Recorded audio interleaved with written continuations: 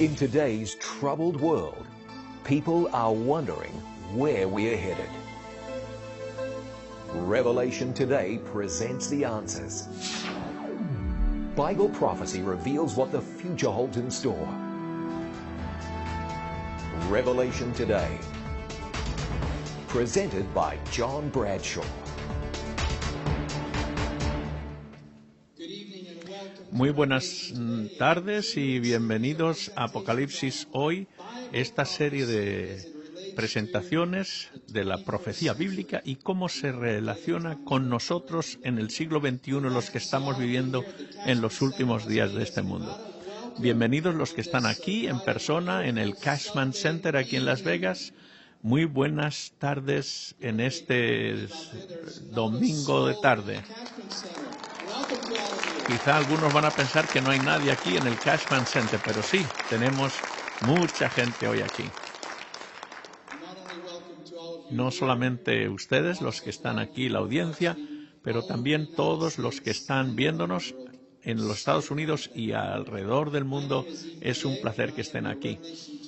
Mi nombre es Yves Monnier y yo soy su anfitrión en este programa. Cada día tenemos personas que ponen preguntas en la caja de las preguntas y contestamos las preguntas. Obviamente no podemos contestar todas, pero contestamos cuantas más podemos mejor. Y a veces tenemos algún comentario. Hoy quiero leer un pequeño comentario que ilustra cómo muchos de ustedes se sienten.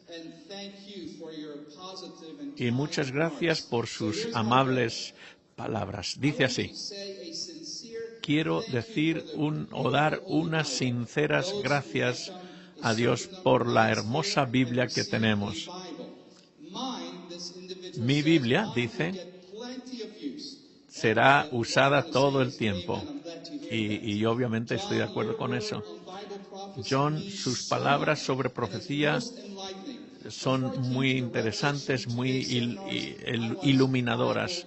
Yo antes no sabía nada de la Biblia, pero ahora puedo leerla con un sentido de la dirección correcta y de un propósito correcto. Gracias no solamente a ti, pero a todos los que trabajan, a todo el equipo que hace posible este programa. Que Dios les bendiga a todos. Muchas gracias a esas palabras tan amables y estamos muy contentos de estar aquí en Las Vegas y poder compartir la palabra de Dios con todos ustedes aquí y todos alrededor del mundo. Recuerden que mañana no habrá programa, no hay presentación mañana, ¿verdad? Para que tener un día libre donde podamos arreglar y hacer cosas que no hemos podido hacer durante la semana. Y el martes y el miércoles vamos a tener presentaciones que no se las van a querer perder. Así que ahora les voy a dar la bienvenida a John para empezar a responder a las preguntas que tenemos hoy. Bienvenidos, estoy contento de que estén aquí esta tarde. Vamos rápidamente a las preguntas.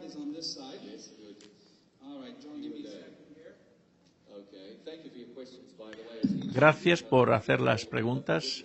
No podemos a veces responder todas porque hay muchas, pero en fin, hacemos lo posible. Primera pregunta.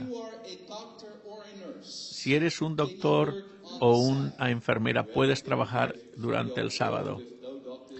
Bueno, sería bien duro que el sábado no hubiera doctores, ni enfermeras, ni los hospitales. Imagínense si no hubiera gente en los hospitales, qué desgracia sería. El lunes cuantísimos funerales habría. Claro, la Biblia dice que el sábado no es un día de trabajo. Sin embargo, hay personas que necesitan atención médica. Quizás sus vidas dependen de ello. Por eso, él no es en contra de la Biblia trabajar en sábado si estás en el campo médico. Pero si puedes, incluso puedes pedir que otra persona te cambie el turno o puedas intercambiarlo. Y es una manera como muchos lo hacen así. Tú puedes trabajar el domingo, ella puede trabajar el sábado y esa persona no hay problema. Así te permite seguir viniendo a la iglesia, seguir adorando a Dios. En la resurrección de Jesús, ¿por qué los ángeles le dijeron a la mujer, dile a los discípulos y dile a Pedro? ¿No era Pedro un discípulo? Sí, pero recuerda lo que sucedió antes de que Jesús murió en la cruz. Pedro negó a Jesús 3 veces y obviamente se sintió tan mal Pedro que seguramente pensó que Jesús iba a estar enojado con él, obviamente. Pero fíjense qué delicadeza de parte de Jesús de decirle, díselo a los discípulos, pero díselo también a Pedro. Es decir, no te olvides de él. Eso fue una manera del Señor mostrar su amor y su misericordia hacia Pedro. Si los muertos están muertos, ¿por qué van a ser resucitados para ser otra vez engañados por el diablo? La razón por la que van a ser resucitados es porque la Biblia dice que antes de que todos sean destruidos en el lago de fuego, esas personas van a tener la oportunidad de reconocer que Dios estaba en lo correcto y ellos estaban errados. Que reconozcan que ellos estaban en lo correcto, que habían rechazado a Dios. Así que ellos van a resucitar. Y dice la Biblia, cada rodilla se inclinará, cada lengua confesará que Jesucristo es el Señor. Y todo el universo va a oír la confesión de esas personas de que Dios estaba en lo correcto, Dios era justo y ellos estaban errados. Perdón. Dice en 2 de Pedro que Dios envió los ángeles malos para reservados hasta el día del juicio. Obviamente, esos ángeles caídos son demonios. En 2 de San Pedro 2, 4 creo que es, dice que están reservados hasta el día del juicio, hasta el juicio. Y lo mismo que pasó en tiempo de Noé, en tiempo de Sodoma y Gomorra, el Señor sabe librar a los justos de tentaciones y guardar a los injustos hasta el día del juicio. Es decir, que va a haber un día en el que los perdidos van a ser juzgados y echados en el lago de fuego. No ahora, en el día del juicio. Eso es importante. Todo el mundo va a ser quemado. Y los pecadores van a ser, obviamente, eliminados de la existencia. Pero ahora no hay el infierno. Eso es al final, cuando el juicio toma lugar. Aquí tenemos uno que está traducida la pregunta a español. Ya han sido traducidos por el pastor Romero, que es el que está traduciendo acá. Aquí viene en inglés. ¿Es verdad que los sueños son señales de cosas que van a suceder? Bueno, quizá.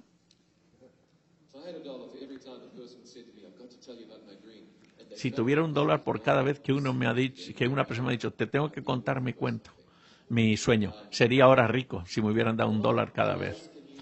Dios a veces se comunica a través de los sueños, pero la mayoría de las veces no es así. A veces tenemos sueños y a veces uno ha tenido una impresión de que es algo valioso el sueño, pero ¿sabes? Normalmente no es así. Si Dios quiere comunicarse contigo a través de un sueño, el Señor te dejará saber, te lo dejará saber. En la Biblia ha habido personas que han tenido ese tipo de sueños, pero no siempre. El fuego del infierno terminará cuando el diablo y los malos sean quemados, efectivamente.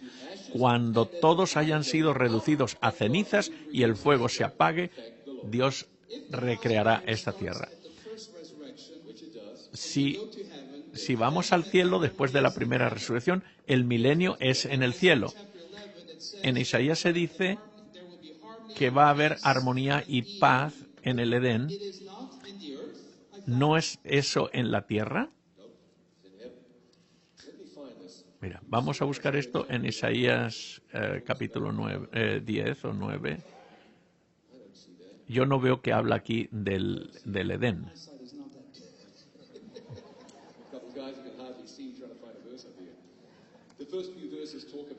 Los primeros versículos hablan de Cristo y después habla de la nueva tierra.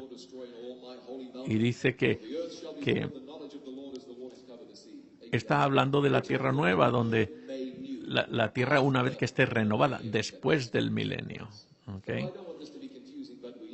Así que vivimos ahora aquí, Cristo viene, vamos al cielo los justos durante 1000 años, regresamos a esta tierra, la nueva Jerusalén desciende del cielo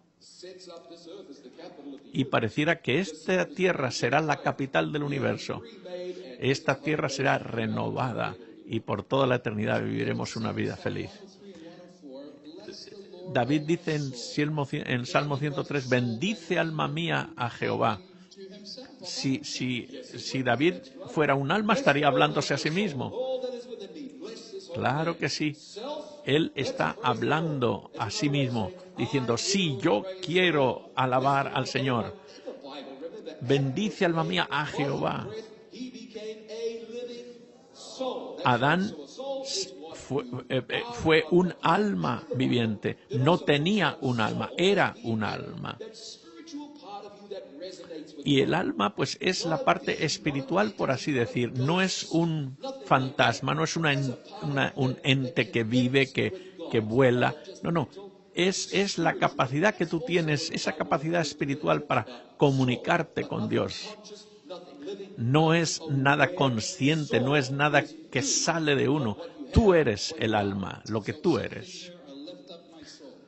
En otro versículo dice, levanté mi alma al Señor. ¿Puedes hablar de cuando Jesús resucitó, que algunas personas, dice la Biblia, que resucitaron y fueron vistos en las calles de Jerusalén? ¿Qué es lo que eso prueba? Pues eso lo que prueba es que cuando Jesús resucitó, también otras personas resucitaron. Y eso fue una sorpresa para muchas personas. No dice que vinieron del cielo, que vinieron del infierno o del cielo, sino que fueron resucitados de las tumbas. Es decir, estaban en las tumbas. Y entonces seguramente fueron llevados con el Señor al cielo, y dice que en Efesios dice que cuando Jesús ascendió al cielo, llevó con él a algunos, porque esto eran como las primicias, los primeros frutos, las primicias como una muestra del poder de Dios de resucitar. Así que las personas estaban durmiendo en la tumba, fueron resucitados y fueron ascendidos al cielo con el Señor. Y eso es las primicias, los primeros frutos de lo que Cristo va a hacer una vez que venga por todos nosotros. En Romanos 8 dice que Jesús era el primer engendrado de muchos hermanos. Y dice en otro, en San Mateo, que Jesús va a su Padre, así que eso quiere decir que si Él es Dios, entonces nosotros somos dioses también. Si somos hermanos de Jesús y Jesús es Dios, entonces nosotros somos dioses también. No es así. Lo que dice la Biblia es que cuando venimos a Cristo somos adoptados en la familia de Dios. Y en ese sentido somos hermanos de Jesús. Pero esa idea de que nosotros podemos llegar a ser dioses, no, eso no es así. Obviamente Dios es nuestro Padre como es su Padre. Y esto es algo hermoso acerca de la salvación, que con fe en Jesús podemos ser adoptados como hijos de Dios, adoptados en la familia de Dios. En ese sentido, sí somos hermanos. ¿Es pecado vivir como si estuviéramos casados sin estar casados? Sí, claro que sí es un pecado. Pensé que te iba a dar una sorpresa. No he respondido tan enfáticamente, pero ahora lo he hecho. La Biblia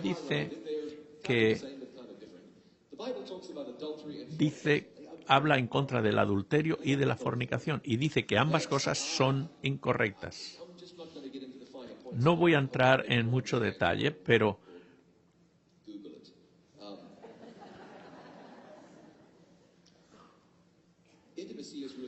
Pero la relación íntima, eso está reservado para el matrimonio. En la antigüedad, la gente se casaban y era un compromiso legal que hacían. Era diferente como lo hacemos hoy día, pero era un compromiso para toda la vida y estaba reconocido por la sociedad. Muchas veces las familias eran los que arreglaban los matrimonios, etcétera. Pero hoy día el vivir juntos ahí como nada, pues obviamente eso no es correcto. El Señor espera que tengamos un compromiso para criar los hijos en toda la vida. Si te gusta una persona tanto como para vivir con ella, y si la amas, ¿por qué no te casas? ¿Verdad? Ahora, si no la amas, entonces ¿para qué estás metiéndote en problemas? Sería mejor separarse y cada uno va por su lado. No, Dios es el que originó el matrimonio, la institución del matrimonio. Aunque es triste que hoy día ha degenerado mucho y la gente se divorcian y se separan por cualquier cosa. Es triste que eso es así. Pero la institución, tal como la creó el Señor, debe ser nuestra norma, debe ser respetada. Y si vas a vivir como si estuvieras casado, entonces cásate. Hay una cosa como una mentirita blanca. Bueno, Rahab en la Biblia no es un ejemplo en cuanto a la mentira, porque Rahab tenía otros asuntos más importantes que la mentirita que dijo. Sin embargo, Rahab fue transformada por Dios y después fue uno de los antepasados de Jesús. La Biblia dice, no mentirás, no dirás falso testimonio. Así que no hay que mentir. Esposos, cuando alguien dice, estos genes que tengo son los que me hacen que yo esté un poco gordo, que parezca gorda, tú no tienes que mentir.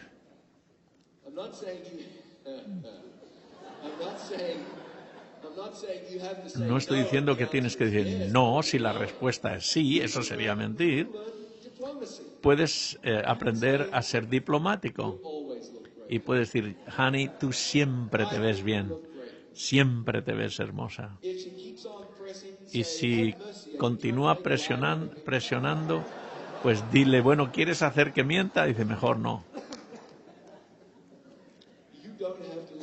No hay que mentir, no. Y obviamente tampoco hay que herir los sentimientos de las personas. No estoy diciendo que uno sea tramposo, pero simplemente que vamos a intentar hablar siempre con la verdad y no andar con mentiras. No. Lo que Dios nos llama es a que seamos fieles a Él. Cuando somos fieles a Él, somos honestos. Y cuando nos vienen problemas por ser honestos, no es a nosotros. Eso le pertenece al Señor y Él te va a ayudar a solventar ese problema.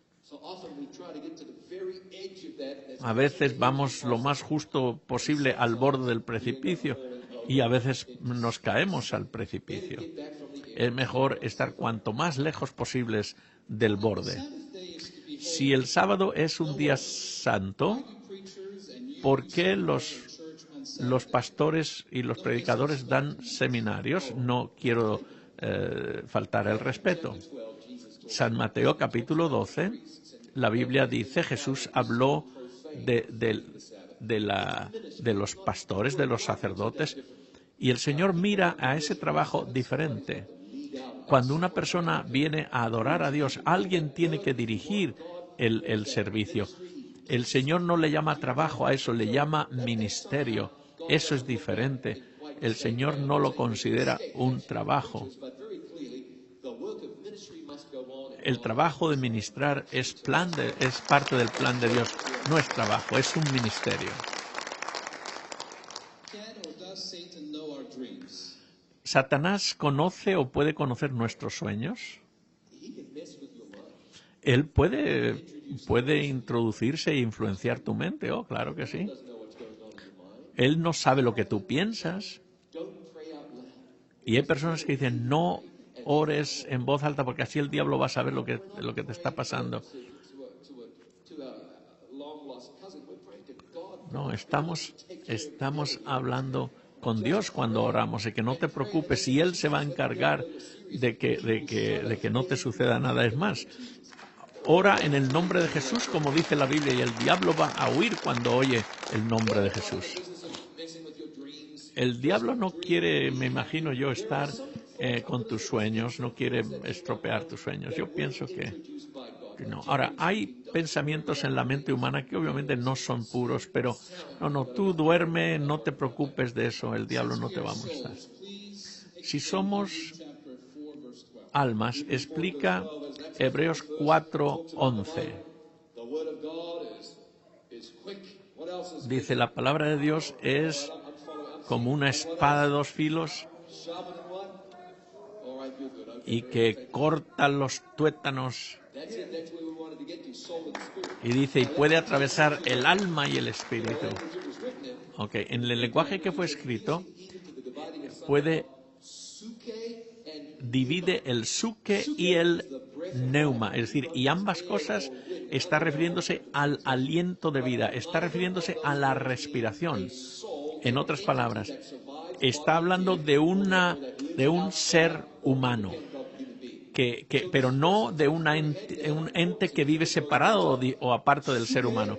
Está hablando de que puede atravesar la respiración, el aliento. Está hablando de la vida, de la capacidad de vivir que tiene la persona.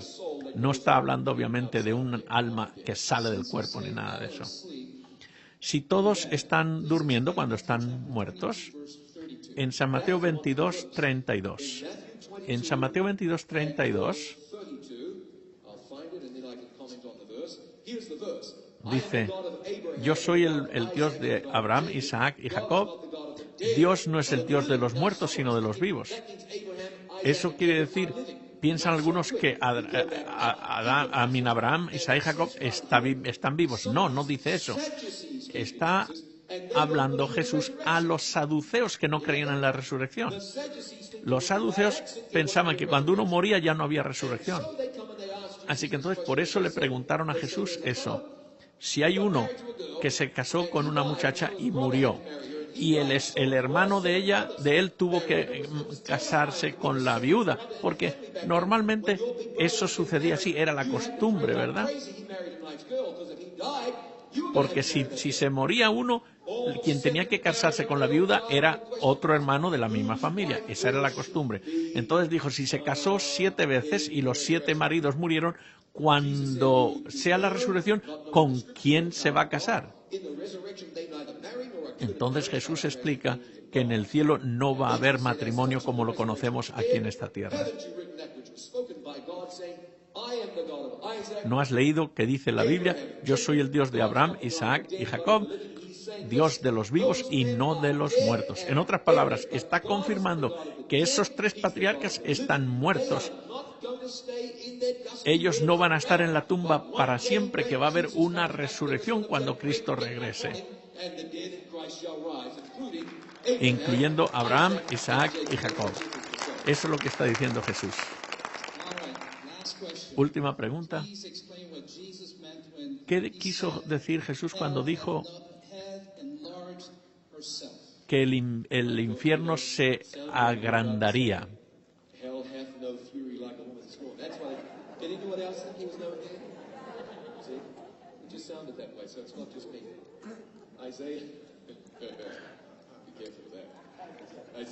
Isaías 5:14 está hablando del pueblo de Israel y de sus pecados y su apostasía. Y entonces está hablando cómo se apartaron de él. Y entonces está diciendo que el infierno se va a agrandar. El Seol está refiriéndose a la palabra Seol, está refiriéndose a la tumba. Es decir, todos los que se han apartado de Dios, aunque crean que están ahora bien, en realidad van a venir un día a estar en la tumba. no está hablando del infierno, está hablando de la tumba. Igual que no había infierno en aquella época, tampoco hay infierno ahora. Pero eso no quiere decir que no habrá uno en el futuro, cuando el juicio. Eso es lo que dice la Biblia. Y no habrá nada que quedará de ellos excepto las cenizas. Y entonces el Señor recreará de nuevo esta tierra. Gracias por sus preguntas. Muchas gracias. Cómo aprecio esta música tan extraordinaria. Qué placer que estén aquí a Fountain View Academy. Muy bien, gracias. Vamos a empezar con una encuesta. Y esto es más que nada como un pequeño examen, como un test. A ver, y no hemos hecho ninguna pregunta como esta, pero esta es solamente a ver su conocimiento que tiene usted de la Biblia. A ver, la pregunta es, ¿qué país no está mencionado en la Biblia? Hay 4 países ahí y uno de ellos no está mencionado en la Biblia, ¿ok? Así que lo puede hacer enviando su mensaje de texto a 22333, como hacemos cada día, y la pregunta es, ¿cuál de estos 4 países no está mencionado en la Biblia? ¿India, Siria, Etiopía o Turquía? ¿Ok? Y como siempre lo pueden hacer con su teléfono celular o entrando en la internet o haciendo tweet a @POLL. Okay. Así que uno de estos 4 países no ha sido mencionado en la Biblia por nombre. ¿Okay? Aunque claro, en la Biblia se menciona a todas las naciones, pero me estoy refiriendo por el nombre que tiene hoy día. Okay. ¿Cuál de estos 4 países no está mencionado en la Biblia? ¿Ok? India, Siria, Etiopía o Turquía. Esta es la primera vez que estamos haciendo este tipo de pregunta. No es esto qué es lo que tú piensas, sino esto saber cuánto sabes de la Biblia. Okay, vamos a ver enseguida, ya van a salir las respuestas, los gráficos con las respuestas. ¿Okay? ¿Cuál es esa nación que no está mencionada en la Biblia? Ok, 58 dice que es la India, Siria 2%, Etiopía 4% y Turquía 36%.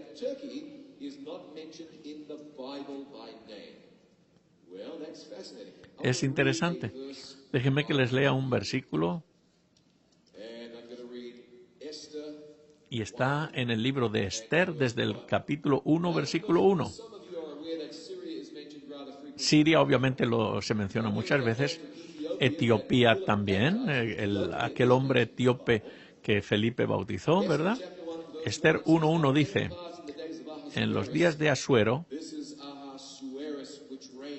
que reinó desde la India hasta Etiopía,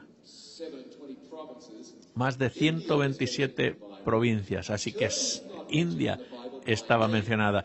Turquía es la que no se ha mencionado en Turquía. Ahora, no se menciona por nombre, porque en la Biblia, en los tiempos bíblicos, no se llamaba Turquía, se llamaba Asia Menor.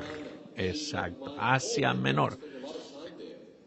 San Pablo pasó mucho tiempo ahí en Turquía, en Asia Menor. Okay. Interesante, muchas gracias. Vamos a orar para que el Señor nos ayude a entender la Biblia. Padre nuestro, venimos en el nombre de Jesús. Te damos gracias por la oportunidad de estudiar tu palabra y oramos para que tú nos guíes en nuestro esfuerzo por estudiar. Habla a nuestro corazón, habla a nuestras mentes, abre nuestro entendimiento y sobre todo abre nuestro corazón y hazlo tuyo.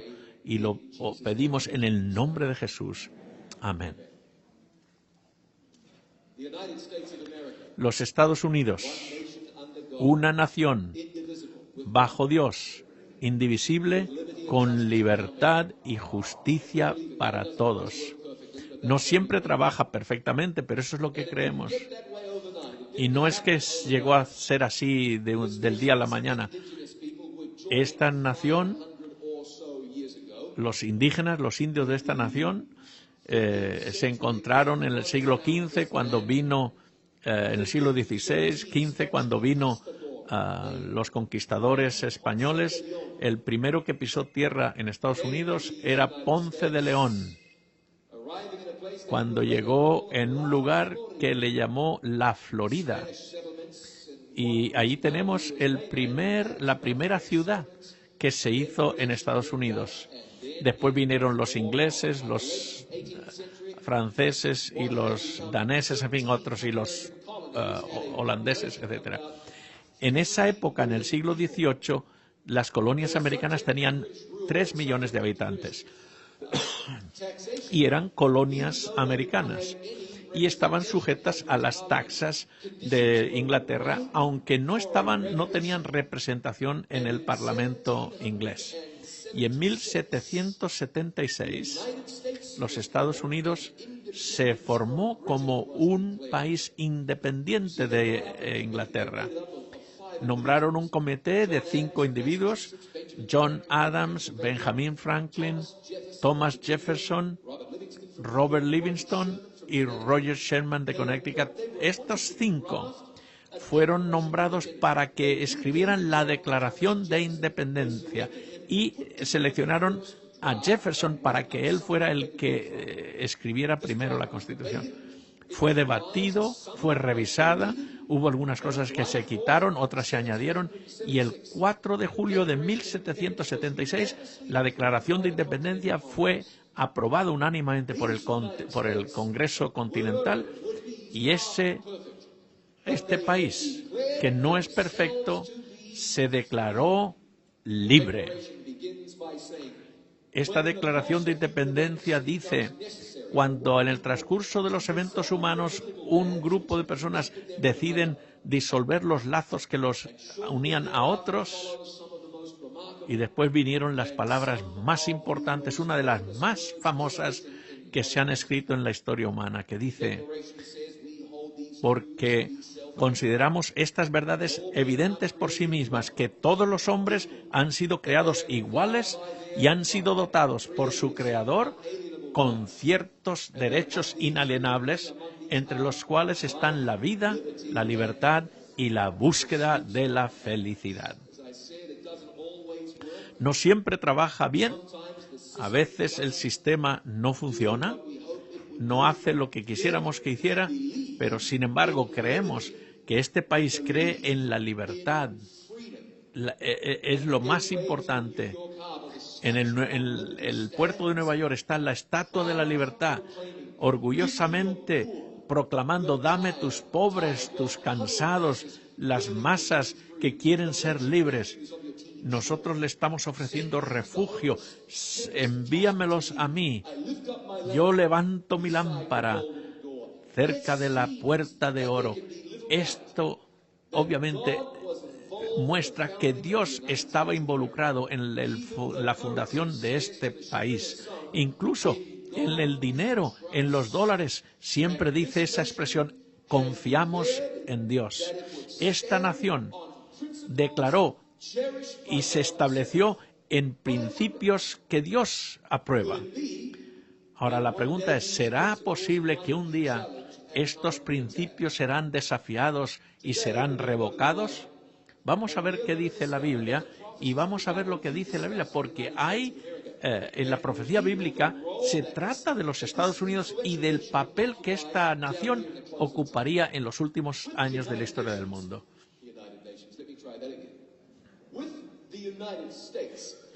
Los Estados Unidos, con esa influencia tan grande en los Estados Unidos, ¿podríamos esperar que estuviera mencionado en la Biblia?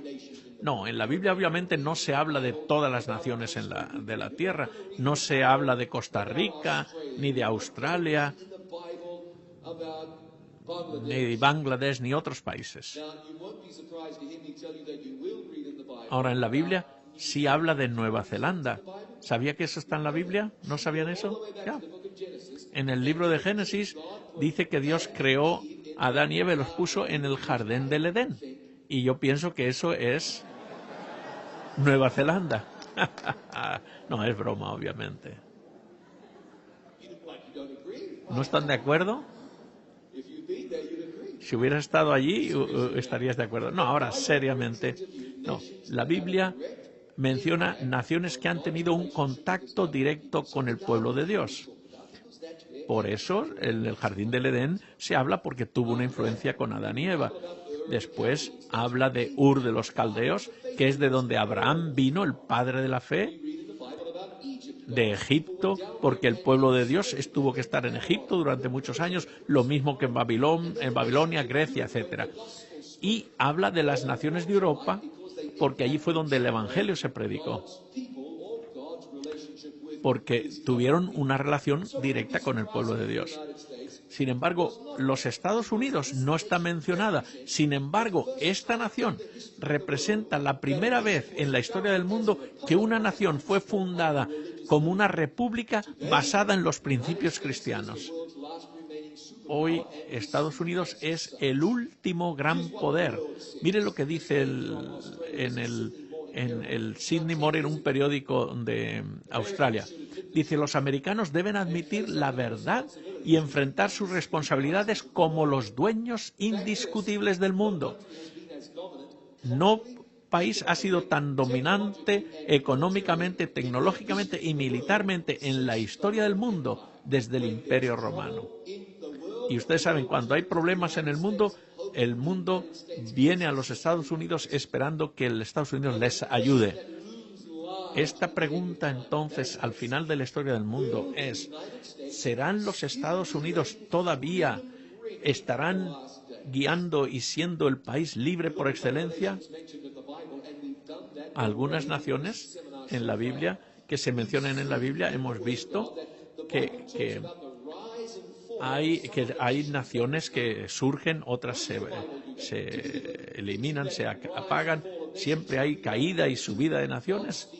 Pero Dios habla sobre todo de Babilonia, ¿no?, que tuvo una gran influencia en el pueblo de Israel. Ustedes recuerdan, estuvieron el pueblo de Israel cautivo en Babilonia durante mucho tiempo.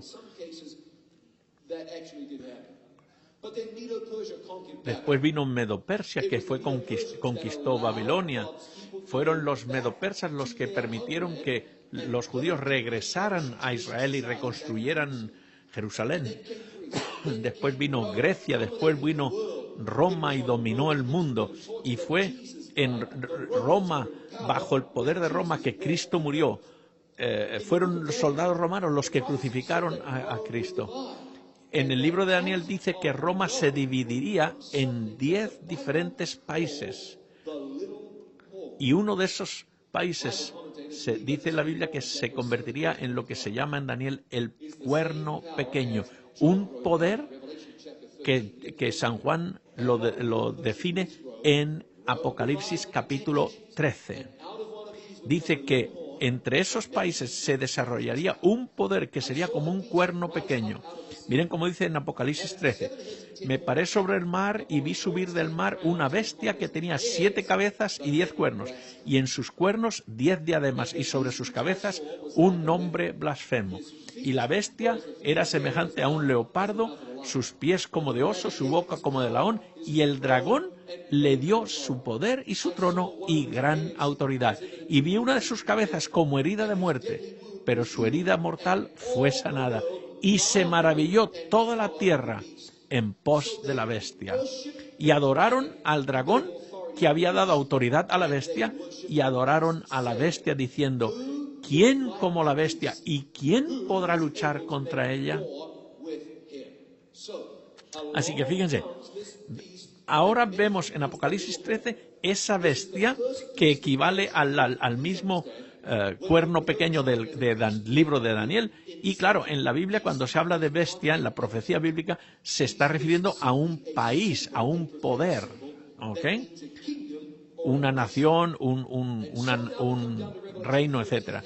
Y entonces ahora dice, en este mismo capítulo 13, que además de esa bestia hay otra bestia. Miren cómo dice ahora en el versículo 11. Y después vi otra bestia que subía de la tierra y tenía 2 cuernos semejantes a los de un cordero, pero hablaba como un dragón. Vamos a analizar un poquito para ver si podemos identificarlo. Ok, esta bestia viene de la tierra. La primera bestia viene del mar. Ustedes entienden que en la profecía bíblica el mar representa a gentes. Entonces, si el mar representa a gentes, entonces la tierra quiere decir que representa lo opuesto, es decir, poca gente. ¿Y cuándo surgiría esta nación? Relativamente reciente, porque después de los 4 imperios mundiales, Roma fue dividida en 10 naciones, que son las naciones de Europa moderna, y entonces de esas naciones saldría el cuerno pequeño, la primera bestia, ¿verdad? Pero esta segunda bestia viene después de ese reino, entonces tiene que ser nueva. Dice, y esta bestia tiene 2 cuernos como un cordero. En la Biblia, cada vez que se habla del cordero, se refiere a Jesús, excepto en esta ocasión. Aquí está diciendo que se parece al cordero, no es el cordero, se parece. Es decir, que esta nación sería cristiana en cierto sentido. Esta nación no tendría monarquía porque dice la otra bestia tenía coronas, pero esta no tiene coronas. Es decir, no hay monarquía. Sería una república, sería un país libre. Así que fíjense, sale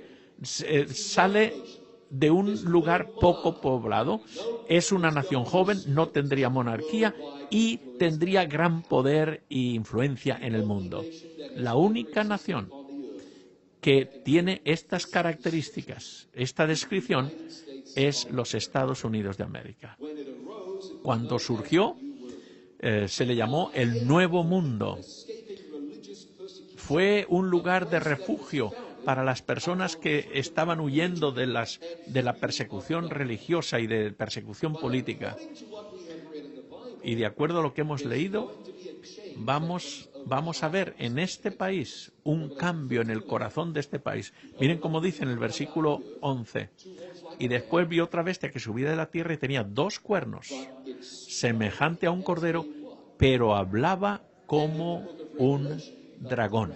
Ahora, ustedes recuerdan que en el libro de Apocalipsis el dragón representa ¿a quién? A Satanás, al diablo.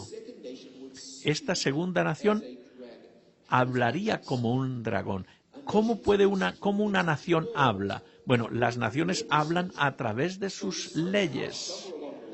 Así que está diciendo que a través del tiempo, de alguna manera, empezarían a cambiar esas leyes y en vez de un cordero se convertiría en un dragón. En el versículo 12 dice, y ejerce toda la autoridad de la primera bestia en presencia de ella, y hace que la tierra y los moradores de ella adoren a la primera bestia cuya herida mortal fue sanada. Así que, de acuerdo a lo que dice la Biblia, esta segunda bestia, esta nación, usaría su poder y su influencia para hacer que la gente, la tierra, adorasen a la bestia que es la primera bestia. ¿Se imaginan lo que esto sería? ¿Cómo podemos entender eso? Miren, con la libertad viene también la responsabilidad. Cuando uno le da libertad a las personas, uno toma un riesgo. Cuando yo tenía 15 años o 16, yo tuve mi licencia de manejar, o tenía como 15 años. Y cuando mi madre me dio las llaves del coche, tomó un gran riesgo. Tenía libertad y a cierto sentido era responsable, pero yo te digo, a mi hijo no le doy las llaves de mi carro cuando tenga 15 años.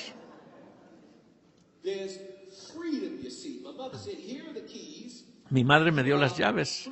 Ahora estás libre para manejar el carro. Esperaba que yo fuera responsabilidad, porque con la libertad viene la responsabilidad, aunque hay un riesgo. Y lo mismo, en este país uno puede aprender a manejar un avión, a pilotar un avión, y uno espera que uno sea responsable y que uno no lo estrelle contra un edificio. Con la libertad asume uno la responsabilidad, pero también el riesgo. ¿Qué ha pasado en los Estados Unidos? En general, se ha abusado de la libertad. Aquí vinieron las personas porque querían adorar a Dios. Ya no sucede así. La sociedad ha ido cambiando, corrompiéndose. Ahora lo que se recompensa son el comportamiento raro, diferente. Ya no hay principios morales. Cuando uno comete cosas malas, eso parece que lo hace a uno más famoso. Ya no hay reacción ante las cosas malas que se hacen. Hace una generación o dos, algunas cosas serían escandalosas, pero hoy día se considera como algo normal. Los periódicos, la televisión, como que glorifican la inmoralidad. ¿Qué ha pasado a este país? Hemos pedido que el Señor esté fuera de nuestros negocios. No queremos orar en las iglesias, no queremos hacer nada, ni siquiera en la sala de la casa. Nos hemos convertido en dioses nosotros mismos. Por eso, para que esta nación regrese a su poder original, tendría que regresar a los principios cristianos, a los principios de Dios. Pero en general le hemos dado la vuelta a Dios. Y la Biblia dice que cosechamos lo que sembramos. La única solución para este país es que volvamos de nuevo y regresemos a los principios divinos. Cuanto peor se ponen las cosas, más cuenta nos damos de que necesitamos volver al Señor. Ahora, cuando una persona o una nación está perdida, está abajo, lo único que uno puede hacer es mirar a Cristo. Y para cualquier nación la solución es regresar al Señor y seguir sus principios. Y lo que va a pasar es lo siguiente. Como se nos ha dado libertad para adorar a Dios o no adorar o lo que sea, y aunque yo quisiera que todo el mundo adore a Dios, pero no es correcto que la gente se sientan presionados a adorar a Dios. Pero al final del tiempo, las condiciones van a empeorar más y más. Después del desastre del 11 de septiembre, pareciera que uno no va a ir hacia arriba, al contrario, parece que este país va hacia abajo cada vez más. Quizá alguien va a decir al final del tiempo, tenemos que regresar de nuevo a Dios. Quizá como una respuesta a una calamidad, a un desastre natural, quizá a desastres financieros, no sabemos por qué. Pero seguramente algo va a suceder para que la gente diga, vamos a regresar de nuevo al Señor.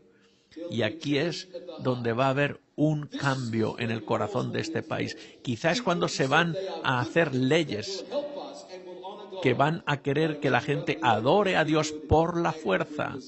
Y obviamente eso puede traer desastre y consecuencias negativas. Una cosa es que la gente decida en regresar a Dios, pero que lo hagan de una manera voluntaria, pero no cuando uno es obligado por la ley del Estado. En Apocalipsis se dice que esta segunda bestia, esta segunda nación, usaría su poder y su influencia para forzar con leyes a dominar el mundo para que acepten los principios divinos. Y dice que esa adoración, dice en el capítulo 13 de Apocalipsis, dice de qué se trata. Dice, versículo 16, y hacía que todos, pequeños y grandes, ricos y pobres, libres y esclavos, se les pusiera una marca en la mano o en la frente, y ninguno pudiese comprar ni vender, sino el que tuviese la marca o el nombre de la bestia o el número de su nombre. Se da cuenta, es decir, que la Biblia dice que esta nación estaría intentando enforzar esa marca de la bestia y hacer que todo el mundo siga y adore a la bestia. Es un tipo de coerción. Así que habrá leyes para obligar a las personas a adorar. Y los que no reciban la marca de la bestia no podrán ni comprar ni vender. Es decir, aquí puede haber una pequeña confusión. porque hay personas que han pensado que la marca de la bestia es lo que hace, lo que gobierna, lo que compras y lo que vendes. Porque piensan eso es lo que va a ser la marca de la bestia. Es como una tarjeta de crédito, es como un chip que se pone uno debajo de la piel o se pone un tatuaje o lo que sea. No. Quiero que entendamos que una cosa es la marca de la bestia y cómo se va a obligar en la marca de la bestia. Son dos cosas diferentes. Vamos a imaginar que aquí tengo en una caja la marca de la bestia. Ahí está la marca de la bestia. No sabemos lo que es todavía, pero ahí está, ¿ok? Y yo estoy aquí. Y aquí alguien me dice, tienes que ir y agarrar la marca de la bestia. Y yo digo, no quiero. ¿Cómo puedes obligar a alguien para que coja o adquiera la marca de la bestia? Dice aquí, prohibiendo que compren o que venden. ¿Y cómo lo van a hacer? El no comprar o vender no es la marca de la bestia. La marca de la bestia está aquí en esta caja. Pero la gente dice, no queremos la marca de la bestia. Entonces, ok, está bien. Pero si no adquieres la marca de la bestia, no vas a poder comprar ni vender. Cuando no tengas dinero, cuando no puedas pagar tus biles, cuando la ropa se te acabe, cuando no puedas comprar ropa, etcétera, entonces va a obligar, por así decir, a que las personas vayan y adquieran la marca de la bestia. La marca de la bestia es lo que está aquí en esta caja, por así decir, la prohibición de no comprar o vender es el mecanismo para forzar a las personas, para obligar a las personas a que adquieran la marca de la bestia. ¿Cómo va a ser? No sabemos exactamente. Hay cosas que no sabemos. Podemos imaginar, por ejemplo, es muy fácil hoy día que ya se nos prohíba comprar o vender. Hay gente que dice, bueno, están desarrollando algo para eso. Están trabajando en un chip que se puede poner en la piel de los animales y si el siguiente vas a ser tú. Bueno, quién sabe si es así, pero a lo mejor no es así. Porque el mecanismo que te previene comprar o vender no es la marca. Eso es lo que te obliga a recibir la marca de la bestia. Y es más, no hay que esperar hasta el día de mañana, porque hoy día ya los directores de los bancos podrían evitar que tú pudieras ahora comprar o vender, porque pueden bloquear tu cuenta de banco, tu tarjeta de crédito, tu debit card, todo eso lo pueden parar ahora ya. No hace falta mirar en el futuro cuando ya el futuro, podríamos decir, ya está aquí. Ya casi nadie recibe ya su salario en dinero, en metálico. Hoy día te ponen el cheque directamente en la cuenta del banco y ya ni siquiera ves el dinero. Ya no se usa el dinero en metálico. Así que estamos en un tiempo en el que es posible que se nos puede evitar comprar o vender. Estoy diciendo que no tendríamos que tener el cajero automático o eso. No, esas son cosas útiles. Lo que estoy diciendo es que eso ya se podría usar hoy día. Ahora, ¿cómo? No sabemos exactamente.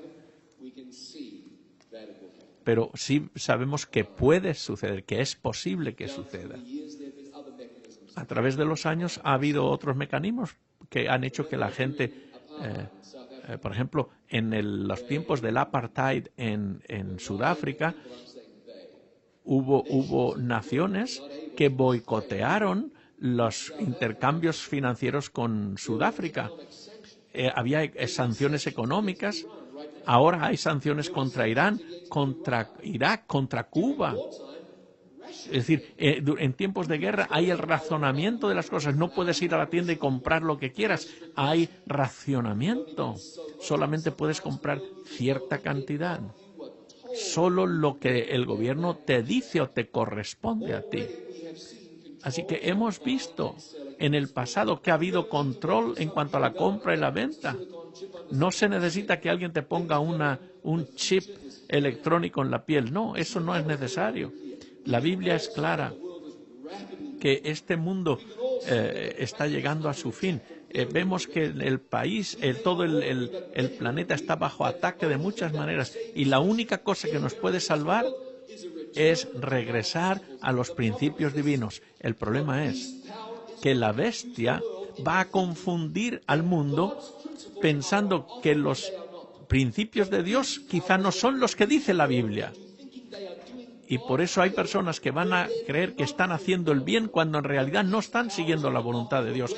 Esa bestia, el poder de esa bestia, quiere hacer como una bendición, pero en realidad, aunque parezca una bendición, será como una maldición, porque eso está opuesto a la palabra de Dios. Por eso llegará el día en el que la marca de la bestia es lo que queremos. Es algo que es de Dios, algo que nos va a salvar, pero en realidad será un desastre completo. En el versículo 15 dice, y le permitió infundir aliento a la imagen de la bestia para que la imagen hablase e hiciese matar a todo el que no la adorase. Así que fíjese, llega el momento en el que esa bestia, y ya lo identificaremos en unas cuantas noches, en los últimos días de la historia del mundo, esta segunda bestia es como si dijéramos la imagen de la bestia que va a hacer que obligar a la gente a adorar y a seguir a la primera bestia. Y dice aquí que los que no estén de acuerdo con eso van a ser incluso van a ser amenazados con muerte. ¿Es algo difícil de ver eso hoy día? No. Hay momentos en la historia de que ha habido personas tan fanáticos en la religión que si no estabas de acuerdo con ellos, te matan. Incluso hoy día lo hemos visto también. Y también si uno va y mira la historia alrededor del mundo, muchas personas han muerto perseguidos por lo que creían, porque no estaban de acuerdo con lo que otros pensaban. Es decir, que tristemente podemos imaginarnos que eso puede regresar de nuevo.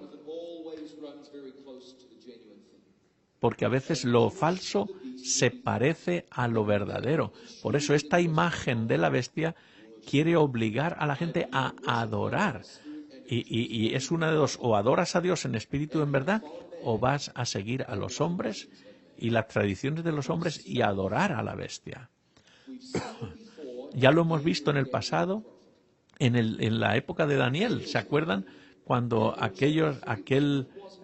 en el capítulo 3 de Daniel, que Daniel no estaba allí, estaba en otro lugar, pero Daniel tenía 3 amigos y Nabucodonosor hizo una gran estatua de más de 15 pies de alta y hizo toda la imagen, era de oro, pensando que su reino nunca iba a pasar. Y entonces dijo que pon a esa imagen allí y que todo el mundo venga y se inclinen y adoren a la imagen. Y si no, los vamos a meter en el fuego del horno. Y Shadrach, Mesach y Abednego, al tocar la música, todo el mundo se arrodilló, se inclinó para adorar, excepto estos 3 jóvenes. Y el rey dijo, tienen que arrodillarse y adorar, pero él dijo, no. Y Shadrach, Mesach y Abednego dijeron, mira, rey, no vamos a adorar a la imagen. Dios puede librarnos del horno, pero si no nos libra, no vamos a desobedecer a Dios. Entonces dijo, venga, que empiece la música. Y en cuanto suene la música, tienen que arrodillarse. Pero estos jóvenes tomaron la decisión de ser fieles a Dios y el Espíritu Santo les mantuvo firmes para no arrodillarse. Y no se arrodillaron. ¿Y qué sucedió? Estuvieron del lado de Cristo y Cristo estuvo al lado de ellos. El asunto era la adoración. Ya lo hemos visto en aquella época. Después en Daniel, recuerdan cuando pasaron la ley de que no se podía adorar nada más que al rey y que si desobedeces vas a ir al foso de los leones. Daniel sabía de la ley, sin embargo, él no obedeció la ley, él se mantuvo fiel a Dios.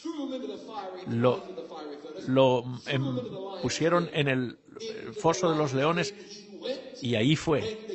Y cuando vino el rey por la mañana, Daniel estaba bien. Dios había enviado a su ángel para que cerrara la boca de los leones. La cuestión era, ¿a quién vas a adorar? ¿A los hombres o a Dios? Esa era la pregunta que se preguntó en aquella época, pero esa pregunta es la que se va a preguntar hoy día también. ¿Estás dispuesto a mantenerte firme por Cristo? ¿O estás dispuesto a que Dios haga su voluntad en tu vida? ¿Estás dispuesto a decirle, no importa lo que venga, yo quiero que vivas en mi corazón, que habites en mí, que tu voluntad perfecta se haga en mi vida, que me des la gracia que necesito para siempre hacer tu voluntad? ¿Sabes? Esto va a venir pronto, Jesús va a venir pronto, esas son las buenas nuevas. Él quiere venir y vivir en tu corazón. Quiere estar en tu vida y apoyarte para que no caigas en la tentación. Que Él te dé la gracia para que te mantengas firme y fiel a Él. El Señor ha prometido que Él va a vivir su vida en ti.